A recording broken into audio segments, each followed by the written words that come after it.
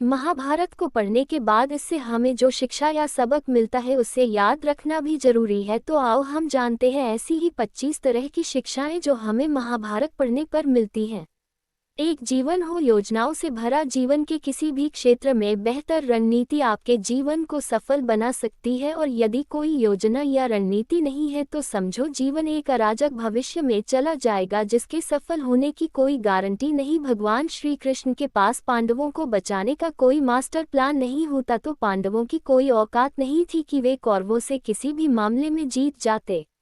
दो संगत और पंगत हो अच्छी। कहते हैं कि जैसी संगत वैसी पंगत, और जैसी पंगत वैसा जीवन। आप लाख अच्छे हैं लेकिन यदि आपकी संगत बुरी है तो आप बर्बाद हो जाएंगे, लेकिन यदि आप लाख बुरे हैं और आपकी संगत अच्छे लोगों से है और आप उनकी सुनते भी हैं तो निश्चित ही आप आबाद हो जाएंगे। कौरवों के साथ शकुनी जैसे लोग थे जो पांडवों के साथ कृष्ण शकुनी मामा जैसी आपने संगत पाल रखी है तो आपका दिमाग चलना बंद ही समझो।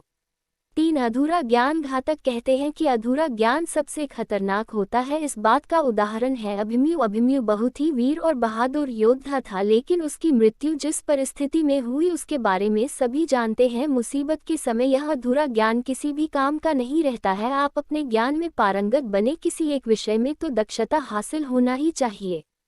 4 दोस्त और दुश्मन की पहचान करना सीखें। महाभारत में ऐसे कई मित्र थे जिन्होंने अपनी ही सेना के साथ विश्वासघात किया। ऐसे भी कई लोग थे जो अनवक्त पर पाला बदल कर कौरवों या पांडवों के साथ चले गए। शल्य और युयुत्सु इसके उदाहरण हैं। इसलिए कहते हैं कि कई बार दोस्त के भेष में दुश्मन हमारे साथ आ जाते हैं और हमसे कई तरह के राज लेते रहते हैं। कुछ ऐसे भी दोस्त होते हैं जो दोनों तरफ होते हैं, जैसे कौरवों का साथ दे रहे भीष्म, द्रोण और विदुर ने अंततः युद्ध में पांडवों का ही साथ दिया।